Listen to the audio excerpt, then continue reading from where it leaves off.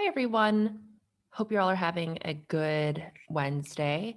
Welcome to the second and final webinar for the Ready to Learn podcast accelerator from PRX, PBS, and the Corporation for Public Broadcasting. My name is Stephanie Kuo, and I'm the Senior Manager of Training at PRX. I've been involved with and managed all of our past accelerators with like Project Catapult for public media stations, as well as the Google Podcast Creator Program for international audio makers. I'm so excited to be here with you, and I'm excited to be expanding into children's podcasting. I'm here joined by Carrie Hoffman. Hi, everyone, and hi, Stephanie.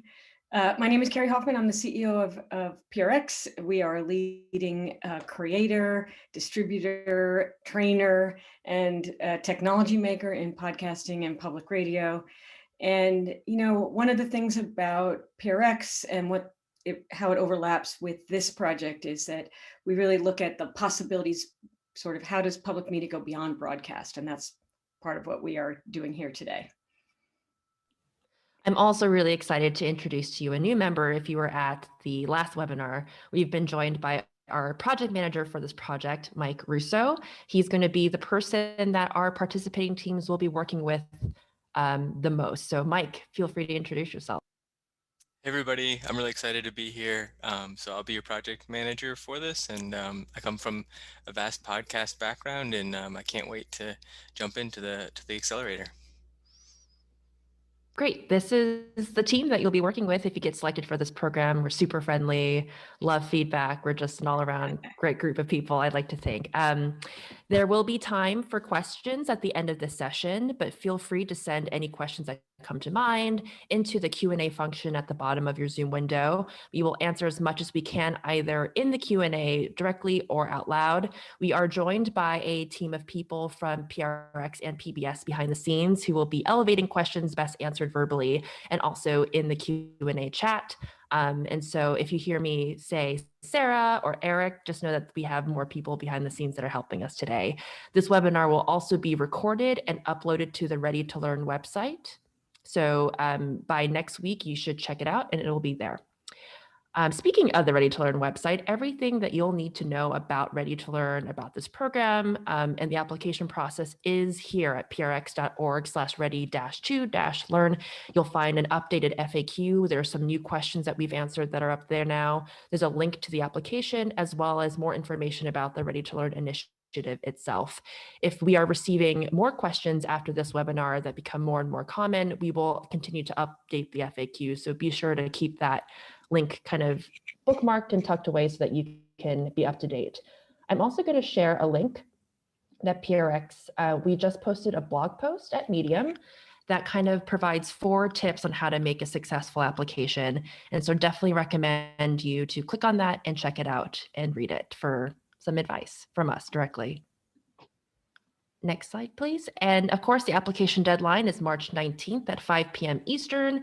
Definitely have this marked in your calendars, put it up on a poster board or post-it note right above your computer so you don't forget. Past that deadline, we will not be considering applications. So March 19th at 5 p.m. Eastern, I'll be sure to say this date a couple more times throughout this webinar. But first, Carrie, would you like to tell us what is Ready to Learn? Yes, I'm happy to. The Ready to Learn initiative from CBB and PBS, it's in partnership with the U.S. Department of Education. It really aims to develop new content that helps young children, in this case, the age range of 4 to 8, really think about content with a goal that is to open up possibilities for kids at this age and really the sense of possibility. So regardless of income level, gender, race, it really is for all. And we're looking to bring shows that build vital skills. We're looking for collaboration skills, exposure to a variety of careers, how do you build critical thinking and functional literacy. And PRX taking what we've learned as a leader in podcasting to create and run a 16-week virtual podcast. And Stephanie will go through some details about this in a minute, but it's really designed for 5 selected production teams. And we'll take approach that we've employed over all of these accelerators that we've done, which is really a listener-centered approach to developing and strengthening the concepts of shows, how ideas get shaped. And for this is really, this project is really looking in that rubric that I just described for the Ready to Learn project. So really thinking about possibilities, careers, et cetera. And also one of the things that is special about this project is how can we highlight some intergenerational listening and co-listening together. We will coach each team to adopt an entrepreneurial mindset. It's probably one of the most important ingredients for our training programs. We're looking for teams that will be willing to experiment, take risks, new ideas, strategies, all around kind of effective community engagement and growth.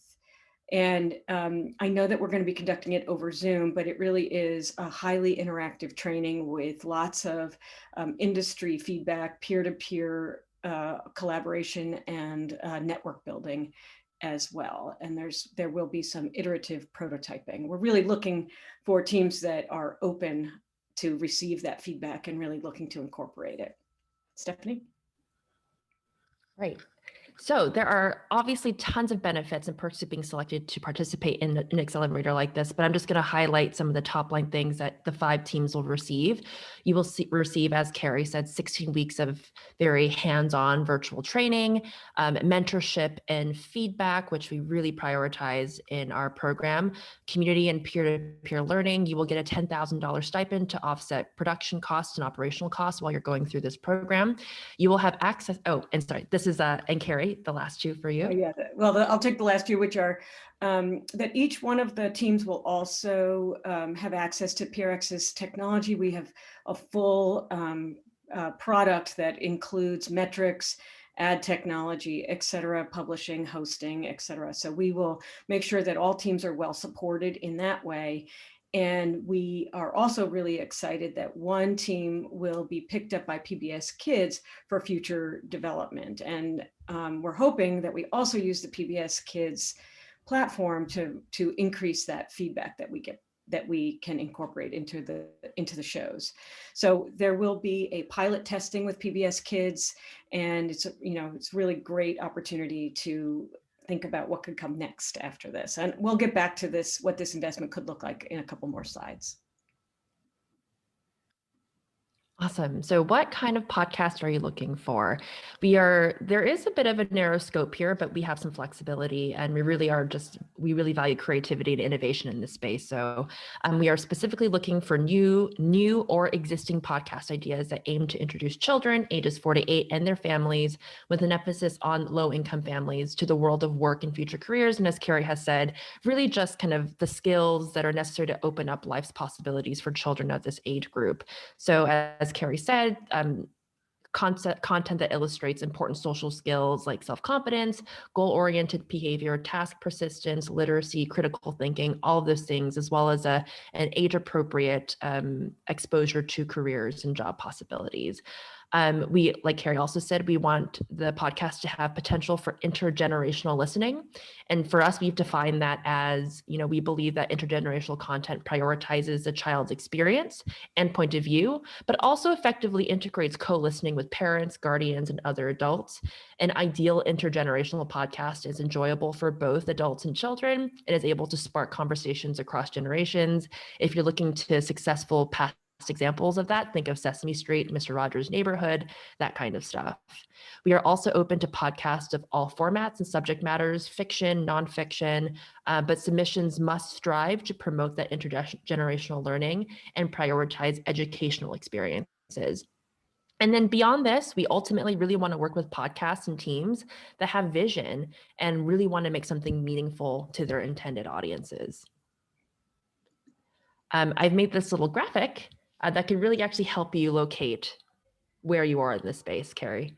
Yeah, this is one of the things that we've added for this webinar, mostly because of some of the questions that we got. And I think one of the things that Stephanie just said is important to underscore, which is that we have some specific circles that we're looking to aim within, but it is also pretty flexible. And I know that sounds like those things are at odds, but they're really not. We're looking for like a broad concept, but also that ultimately puts the end listener, which is children, in it really at the center. So really in the world of work, intergenerational listening, but also highlighting the critical skills. And that star in the middle is, if you could just go back to what I said a second ago, which is like the star is really like, think about this as opening up possibilities for children. And that's kind of our main focus and aim. Yeah. So, your pitch and your idea, Eric, can you go back? Sorry, one slide.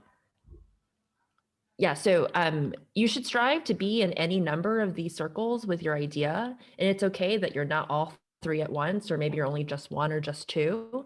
Our training is actually going to be tailored to make sure that we bring you closer and closer to that star, which is this idea of opening up life possibilities for children. So if it helps to see this visually, this is kind of our ideal scenario. All right, next slide. So an effective pitch, I've said this before, there really isn't like a secret sauce or like the perfect recipe for the best idea. It's really subjective and we know one when we see one. So I thought I'd outline some bullet points to help you kind of put that into actual context. Next slide, please, Eric.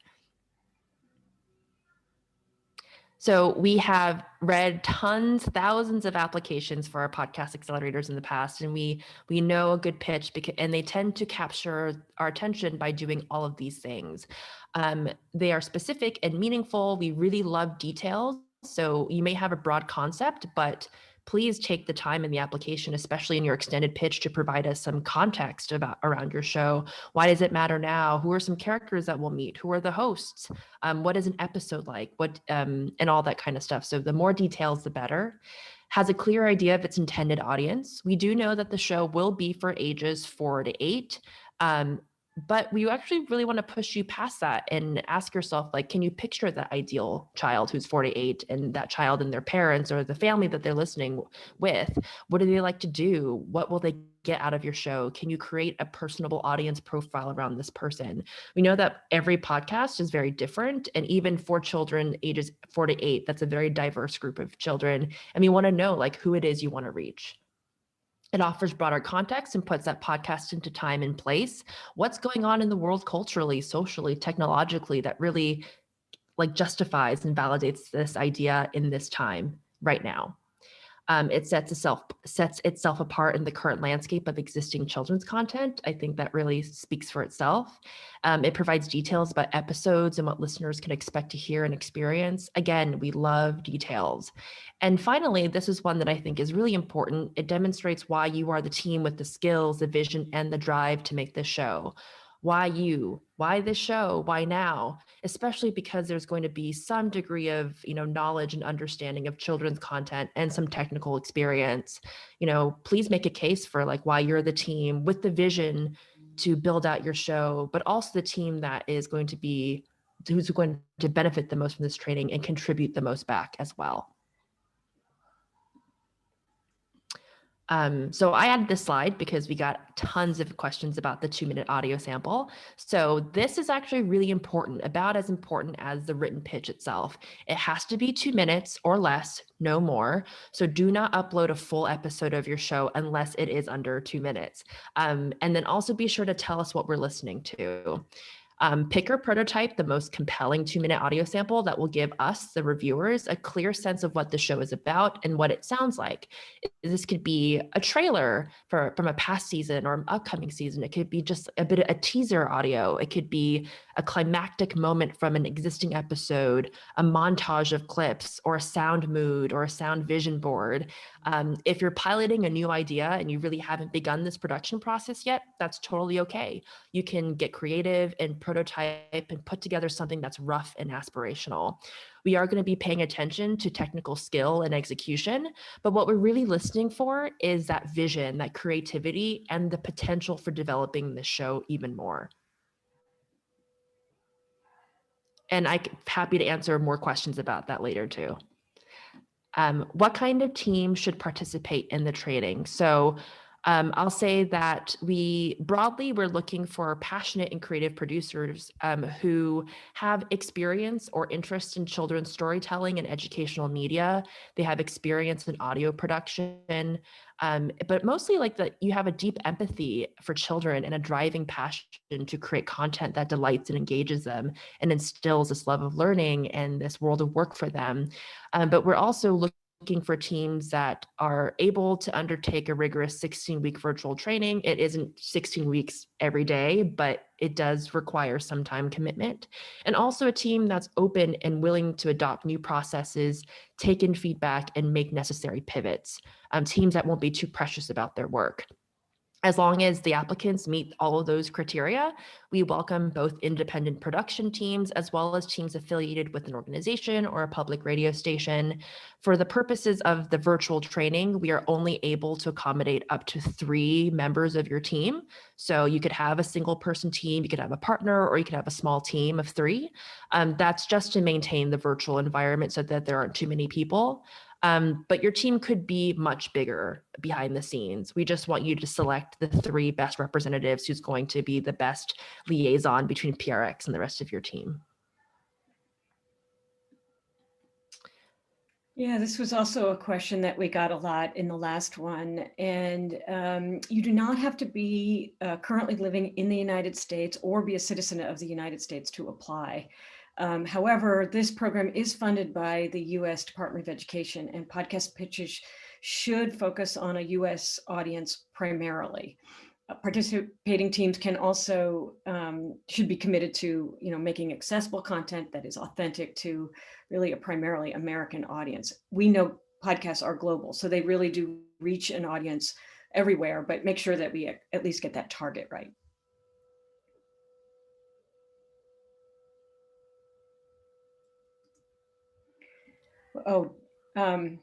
So we also get asked this question a lot, and I want to just kind of go back to Stephanie's point that she made a second ago. We prefer production teams with experience in the field, but we also don't want to cut off ideas and new teams that we have never heard of and never met before. You don't have to have a history in children's content, and you just need to make a really good, compelling case for your application and the case that surrounds that 2-minute sample that we're looking for. We're really looking for elements, and we are really looking for fresh ideas. New talent, new voices are absolutely welcome. The other question I think you're going to answer in a second, Stephanie, is how much expertise you have to have in audio. So I'll let you take that one. Yes, absolutely. That is the next slide. The training will focus more on idea development, audience and community engagement, and really developing content that's really geared towards the world of work and that's accessible and for children. So we really aren't going to be spending a lot of time on like audio 101. We're not going to be teaching you how to use microphones or recorders or teaching you how to cut tape in your digital audio softwares. So there does need to be some sense of technical skill and ability coming into this program because we're not going to be going over that. That being said, we will talk about audio more abstractly, like how are you identifying the sonic identity and branding of your show? Are you striking the right tone? We're going to be prototyping and experimenting with audio samples and all that kind of stuff, but none of it's going to be technical instruction. So you don't have to be a seasoned sound engineer to participate. We recognize that some of you may have sound engineers on your team as well, but the training will not cover that basic audio production or editorial work. So if you are not quite there yet, this is the time to study up on audio production. All right, we also got this question a lot too. Can we apply with a non-English language, bilingual or multilingual podcast? So we are not currently looking for podcasts that are fully in other languages. However, if your podcast is primarily in English and incorporates another language because it's necessary to the story that you want to create, that's totally fine. Just be clear about that language breakdown in your application if you are going to be incorporating another language. All right, so the 16-week training, it's a lot of time.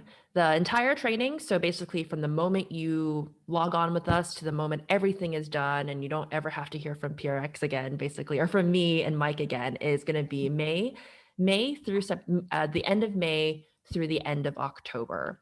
The first 12 weeks are dedicated to hands-on training and mentorship with PRX staff. So you'll be working with Mike and me. We kick things off with a 1-week intensive boot camp at the end of May, where we'll cover fundamental skills, tools, and mindsets that will really set you up for the remainder of the program. Then for the next several, then throughout the 12, so after the boot camp and throughout the remainder of the 12 weeks, you will attend weekly synchronous group sessions once a week, which will integrate lecture, design thinking, processes and activities, peer-to-peer learning, and guest speakers and webinars. These sessions will occur once a week and last about 5 hours. There will also be some off weeks, so you don't have to worry about booking every week with us, during which you will be expected to do work on your podcast, but you will not be expected to attend a group session, essentially. We will schedule mandatory mentorship check-ins with Mike.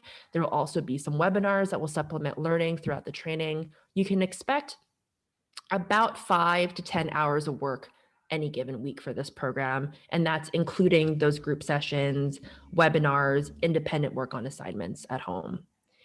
The final 4 weeks will be reserved for your teams to work on really finishing out and submitting your final deliverables. There will also be a final showcase following the 16-week training, which will involve some prep and rehearsals. The final showcase is always very fun. If you've ever been to one at PRX, there are these really great storytelling showcases and a wonderful opportunity to engage your audience. We know this is a lot, a huge time commitment. We will do our best to set a program cadence that accommodates participant schedules, but we do ask for your greatest flexibility so that we can maximize the chance of including you.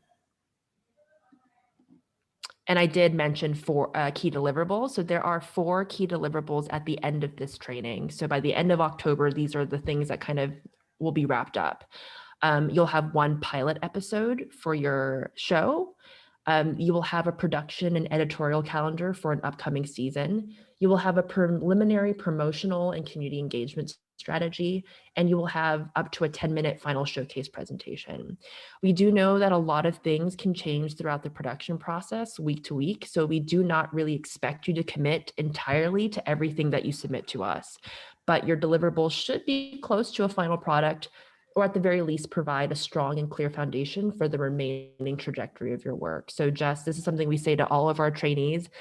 You don't have to commit to anything that you do during this program, but we do expect you to put in the work and really question yourself and really push yourself to get things done.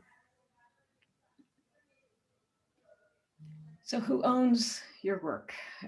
Simply put, you do. PRX takes no intellectual property in this process. We ask teams to sign a letter of agreement that covers really the deliverables that Stephanie has already outlined, crediting, et cetera. But participants own their shows for the purposes of the training completely. And we are, as I mentioned, looking to post a number of the pilots on the PBS KIDS platform, which will also create a little bit extra paperwork. But you always own your podcast, your own idea. PBS also doesn't take intellectual property, but there will be a request for exclusive rights for future investment in from PBS KIDS. And just to say a few things about that, what future investment could be, it's really a commitment to fund a full season of the show, which is great. So that's beyond that stipend. And, we're hoping to really not only get the feedback through the 16 weeks with us, but that extra platform, PBS KIDS, is really one of the largest, most trusted kids platform in the world. And so that extra feedback will be really amazing for all the shows. But there's no ownership that changes hands. So that I hope that comes out loud and clear. Can I apply to Ready to Learn if I've already participated in a PRX Accelerator? Yes. However, you must apply with a new idea for a children's podcast. We also recommend that you send different team members so that these skills are being spread equally across your organization or your team members. So if you have participated in a previous accelerator, whether that's Project Catapult or whether that's the Google Podcast Creator Program, you just cannot apply to Ready to Learn with the same show that you applied with. Yes. And finally, our last question is, can I get feedback on my application? No, we really don't have the capacity to respond to every question or every request for feedback. We will continuously point you to the FAQ, which really outlines a lot of our expectations. We also encourage you to follow along with our selection process and, keep up with who did get selected and perhaps learning more about them and coming to our open events will help you understand your application and where you can strengthen it on your own. We do believe that the application was built so that whether or not you do get selected, you are learning a lot about your show and learning how to communicate about your show better. So we hope that the application process is in and of itself very helpful for you and your team. Next, just a reminder that the deadline for the application, again, is March 19th at 5 p.m. Eastern. Don't forget it. This is our last webinar and kind of the last chance to interact with us like this. But as I've said, the FAQ at the Ready to Learn website will really be up to date and has all the information you'll need. And the application itself really does speak for itself too. So now we're going to go to kind of the open Q&A section of this. Eric will join us on screen and he will help elevate some of the questions that you've asked so we can answer them out loud for you. So feel free to stop screen share, Eric.